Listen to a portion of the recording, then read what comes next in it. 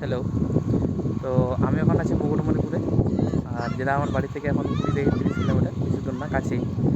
তো last time আমরা যখন আজাদিন রাইডার্সের সাথে যখন রাইড করেছিলাম টুয়ার্ডস পুরুলিয়া, তো পুরুলিয়া রাইডে আমাদের একটা ভিজিট প্ল্যান ছিল, সেটা হচ্ছে মুকুটমণিপুর। তো মুকুটমণিপুরে ভিজিট করার সময় তখন গ্রীষ্মকাল ছিল, তাহলে তখন জল অনেকটাই কম ছিল আর ওয়েদারও ঠিকঠাক ছিল না। বাট এখন বর্ষার দিনে মুকুটমণিপুর আরও সুন্দর হয়ে উঠেছে।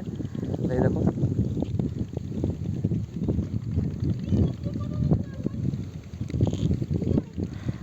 আর এই জায়গাগুলো আগে সবুজ ঘাসে ভরা ছিল, তা মাঠ ছিল, অনেকটা দূরে গিয়ে জল ছিল।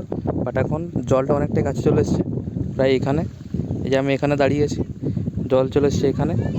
আর আমাদের অ্যাডভেঞ্চার থেকে তন্ময় সামন্ত যে গিয়েছিল আমাদের ওই দ্বীপটাতে, ওই দ্বীপটাতে, সেটাও এখন প্রায় বন্ধ। এখন নৌকা আর মেবি দেখিয়ে দিই, ওটা হচ্ছে আপনার পড়ছে পুরুলিয়া, ওটা পুরুলিয়ার আন্ডারে।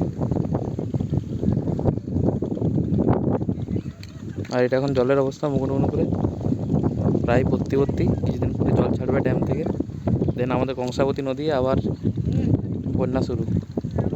Thank you.